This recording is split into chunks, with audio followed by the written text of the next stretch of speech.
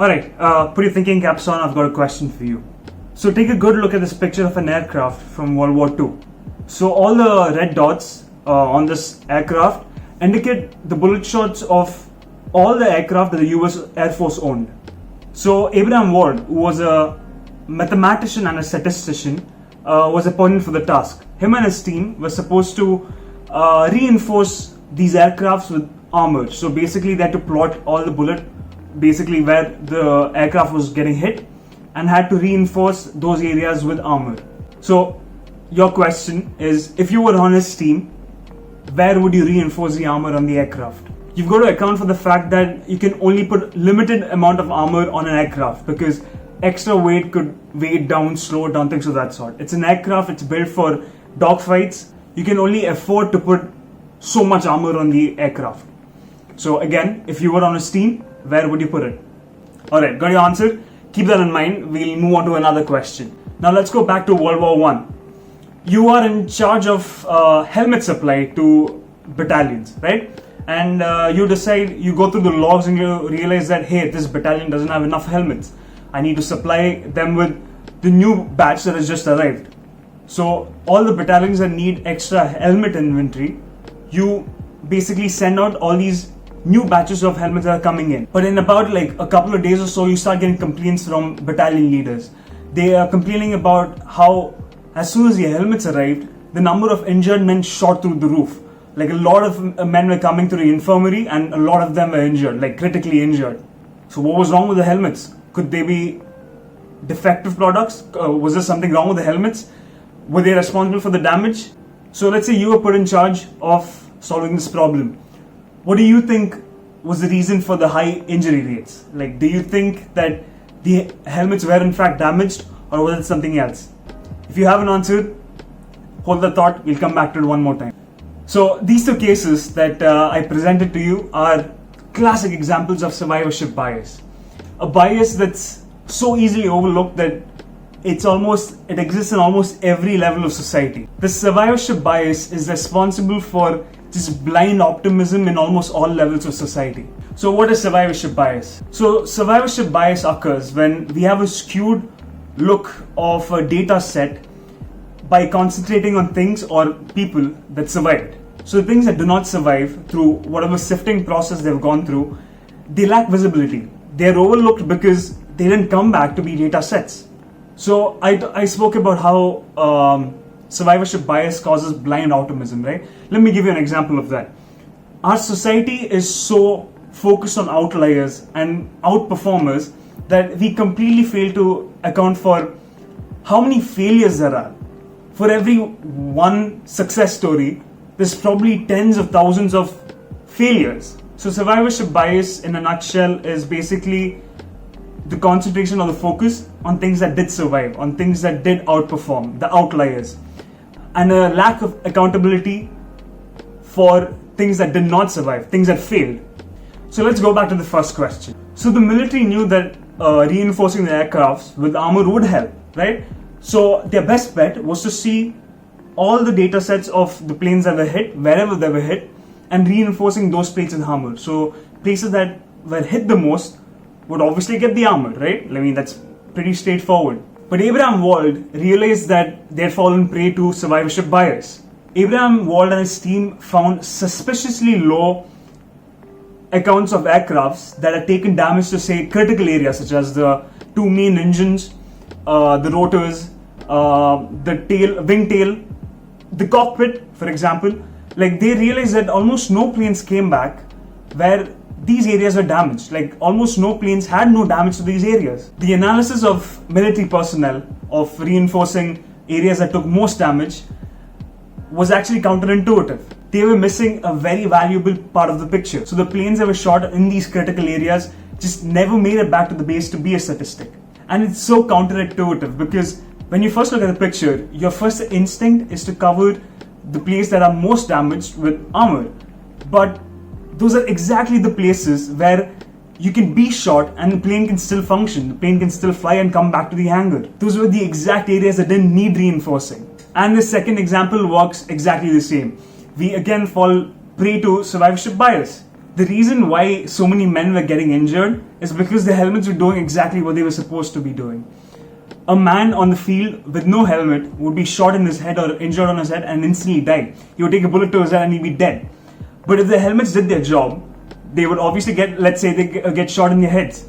And if the helmet was durable enough to do its job, it would absorb the impact to, say, not kill the person. He could be injured pretty badly, but he would still not die. He would make it back to the infirmary to be a statistic again. All the men that didn't wear their helmets and went out on the field were dead. They never made it back to be a statistic. So the helmets were doing their job. The helmets were doing what they were supposed to do, protecting these men from dying on the field. And survivorship bias is such a beautiful bias because once you attain the information of it, you start seeing it everywhere. And obviously the place where it's the prevalent the most is the place where there's unrivaled optimism, business. I'm sure everyone's heard of the success stories of, say, Bill Gates and Mark Zuckerberg. Like, they were so sold on their idea and their conviction that they dropped out of college and went on to pursue what they wanted to pursue and what they thought was going to be like revolutionary.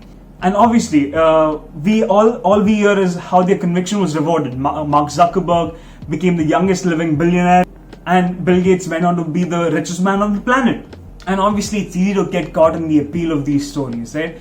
But if you actually see the statistics, they do not live up to the hype around dropping out of college and chasing your dreams. So here are the statistics. I've got to read it out because I don't remember it very well. So in 2018, the employment rates for graduates in UK was 88% and 72% for non-graduates.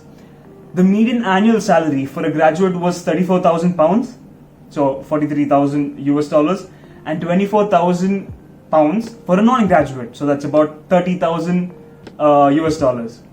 That's a difference of about 4,000 pounds.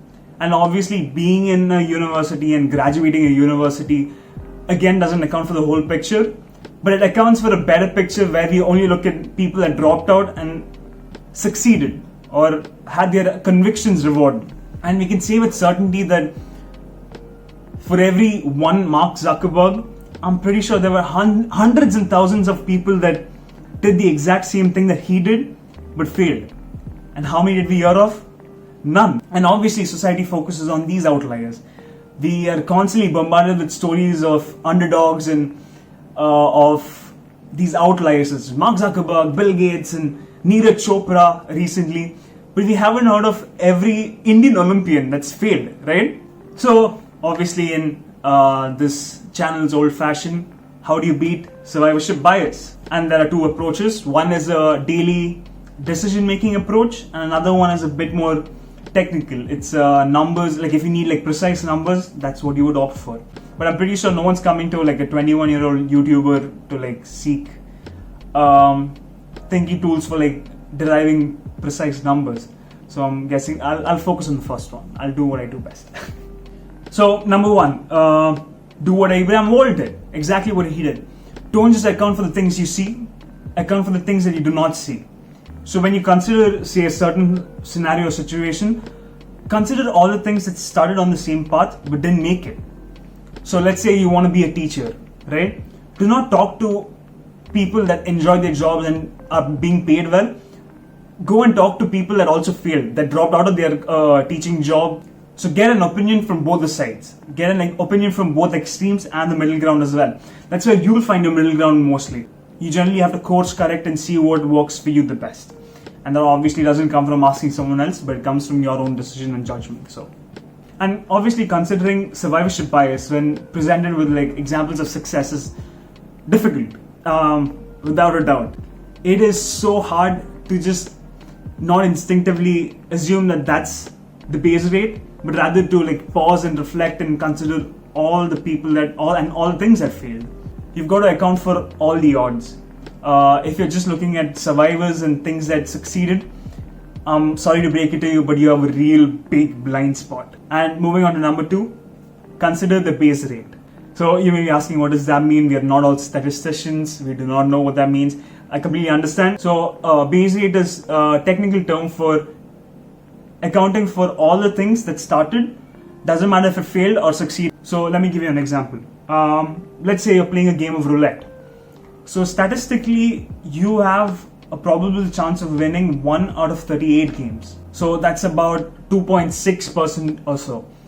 That is your base rate. Every number that could potentially get you to win has a 2.6% chance of winning. But the problem arises when we only see examples of numbers that won show up, right? Like they're everywhere. We do not account for the 37 numbers that lost. But this topic goes into Bayes' theorem, which it's a very interesting, fascinating topic. You should definitely check it out. I'll link a video from Veritasium that talks about Bayes' theorem. So Bayes' theorem is a way of accounting for the base rate. Super interesting. Check it out. I will be making a video on this. It's a topic that I really enjoy, so I will be making a video on this pretty soon. But yeah, that's basically it. Thank you for watching. If you enjoyed the video, give it a like. If you're interested in this sort of a thing, biases, heuristics, mental models, this is what the channel is based on. Consider subscribing. I shall see you tomorrow.